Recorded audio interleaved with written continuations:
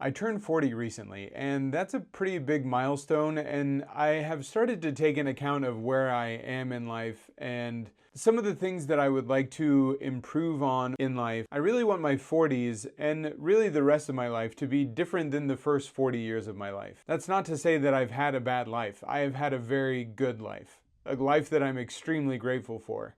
In this video, I want to share some of those things that I've learned about myself, or some of the things that I feel have kept me from achieving all of the things that I say that I want. Number one, there are the things that I say that I want, and then there are the things that I actually want.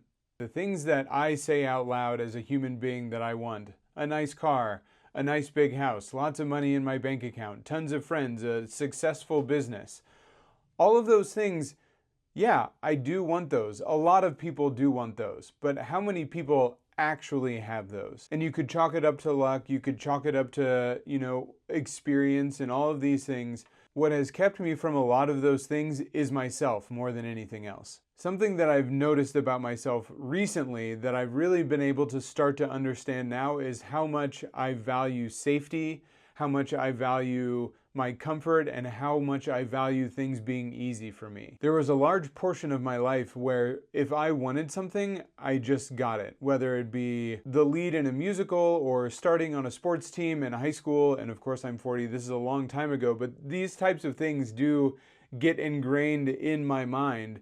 And even in college, I got really good grades. Most of the jobs that I applied for right out of college, I got on the first interview or pretty easily. A lot of things just fell into my lap. But then when it comes to actually living in the world doesn't just give you things. The world doesn't just allow things to fall in your lap.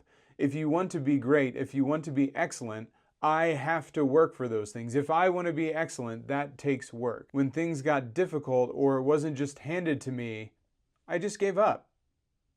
I didn't want to work hard. I didn't want to put in the time to really learn extra skills or to develop myself to be better. I just expected it to be given to me, or I just kind of wrote it off as something that I didn't actually want. It was easy for me to validate not wanting my dreams because what I really wanted was comfort, ease, and simplicity. I just didn't want to work hard. And though I've had some success in some areas of my life, I have done it for the most part without working very hard. Which brings me to number two, and this is something that I'm really learning now and starting to practice more, trying to understand it more, is that there is joy on the other side of struggle. A lot of great things in life come on the other side of hardship. When you look at people on the TV, athletes, or when you're around somebody really talented, you just see their talent, you see their greatness. You don't really ever see all of the work that they put in the gym, or working on their craft, or putting in hours and hours in a rehearsal studio. You just see how great they are. I don't think that I really understood that to be great at something, to be excellent, it does take effort, it does take time, it does take work. The closest example I have to this in my own life is a video game called Rocket League. I've spent a lot of hours over the past decade playing that game, and I thought just simply putting in the time and thinking about improving would allow me to improve. Now, this isn't much of a spoiler, but I did not improve. Now, have I gotten better? Yes. Have I gotten as good as I would like to be? Not even close. But for most of that time, I thought if I just put in time in the game doing exercises or working on things, that I would naturally improve. I have since learned that that is not how I improve at something. Was I working at the game? Yes. Was I putting time into the game? Was I struggling while I was working on the game? No. Was I pushing myself so that I could get outside my comfort zone and then get better at those things that I was spending the time on? Sometimes, but it wasn't consistent enough where it became something that I just could do. I worked at it until I was kind of comfortable, and then I would just stop. Or I worked at it until I had had enough and just got over working, which may be 20, 30 minutes, and then I would just go play some games and have some fun. And that was me putting in time.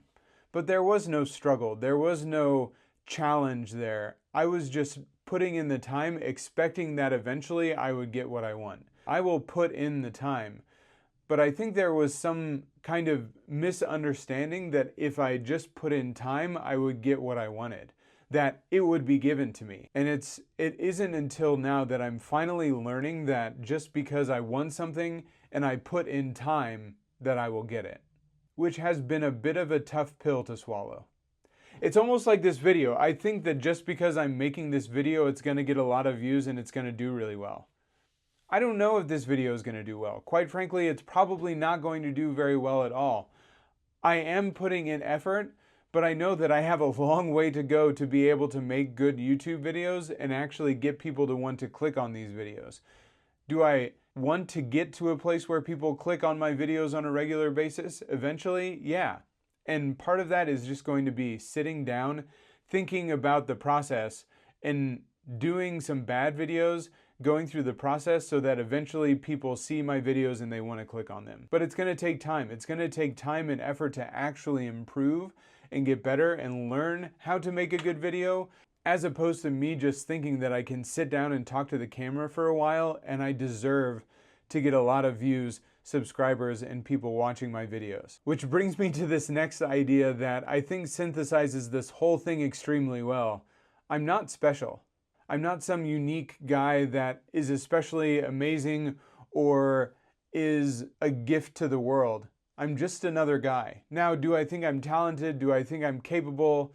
Do I think I have a lot of skills that I could be developing better than I have?